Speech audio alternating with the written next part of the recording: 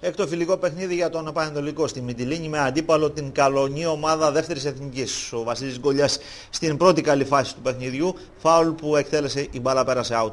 Την ίδια κατάληξη έχει εδώ κεφαλιά του Κότσιου που νίκησε τους αμυντικούς αλλά δεν βρήκε στόχο. Ο Πανετολικός απειλεί με τον Στέλιο Δάρλα έξω από την περιοχή, καλό σουτ, η μπάλα τραντάζει το οριζόντιο δοκάρι και διατηρείται το 0-0 στην εξέλιξη της φάσης και πάλι ο Δάρλας θα μπει στην περιοχή, θα ανακοπεί από τον Τραωρέ, έρχεται ο Πασάς να σουτάρει με το αριστερό, η μπάλα θα βρει σε σώματα και θα καταλήξει κόρνερ. Ο Πανετολικός που έμεινε στην επίθεση, είχε επιθετικές διαθέσεις παρά το γεγονός της απουσίας των βασικών του επιθετικών.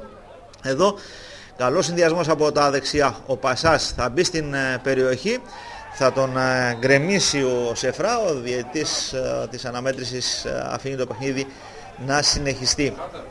Στην επόμενη φάση της αναμέτρησης και ενώ διαμαρτύρονται οι παίχτες του Πανετολικού, ο Φαβάλη εκτέλεσε το φάουλ, κεφαλιά από τον Σφακιανάκη, η μπάλα καταλήγει out.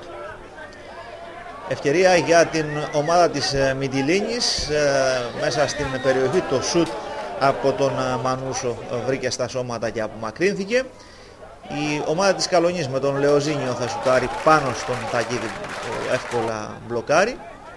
Στο δεύτερο ημίχρονο ο Πανετολικός με το μακρινό σουτ του Δάρλα με διπλή προσπάθεια θα μπλοκάρει ο τερματοφύλακας Μάπας. Οι γηπεδούχοι με ένα ακόμα σουτ του Λεοζίνιο και αυτό θα εξουδετερωθεί από τον Γιάννη Τακίδη, τον τερματοφύλακα του Πανετολικού. Εδώ ο Φαβάλη από ελεγχόμενη θέση offside θα κάνει μετά την πάσα του Πασά το πλασέ, η μπάλα καταλήγει out.